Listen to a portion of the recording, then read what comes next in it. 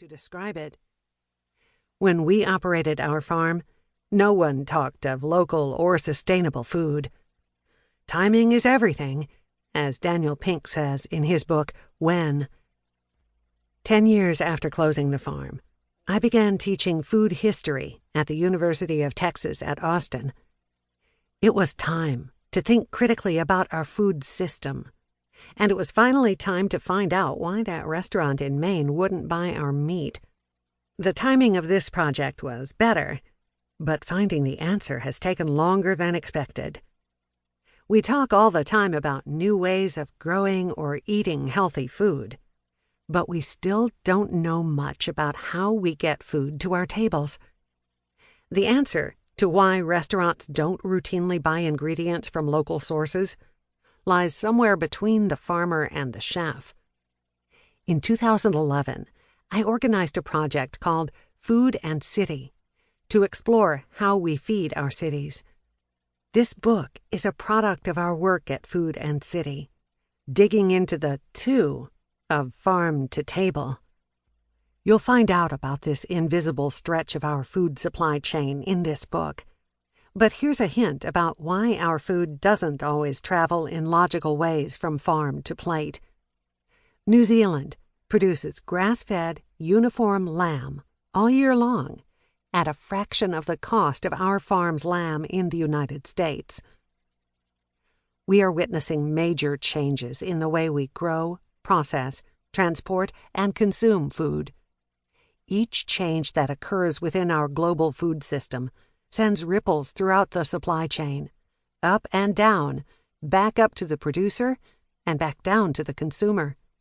These changes will result in getting better food to more people, while lessening the waste and environmental impact along the way.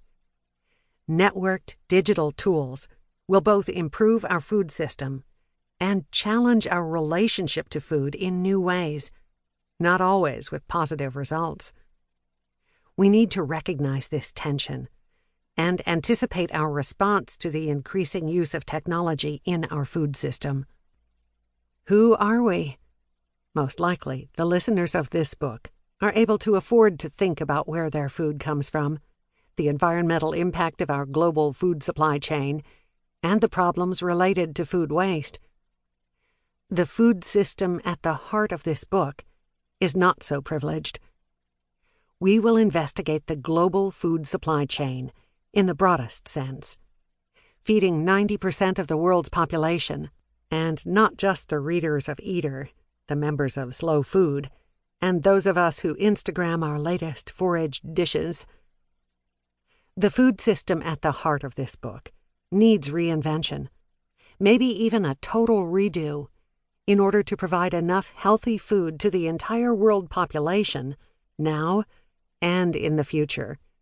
We have an opportunity now to use the technological advances available to make impactful changes in the way we grow and distribute our food.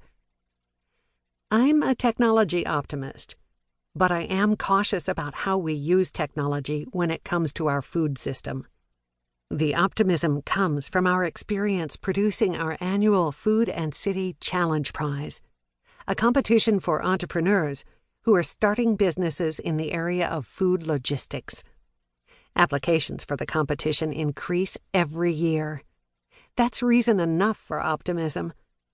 But as we move toward blockchains, robots, and engineered food, we should keep a wary eye on all the complications they engender, especially when food is involved. We can use technology to improve our financial system or to deliver curated content easily enough. But food goes into our bodies. It can kill us if we let it. And it is all very, very personal. We get all fired up over our grandmother's apple pie or our town's world-famous chili, in spite of the carbon footprint of the ingredients. Our food tells the world who we are. Will changing our food system change who we are? Or are we changing in ways that will shape the future of our food system? The purpose of this book is to challenge our current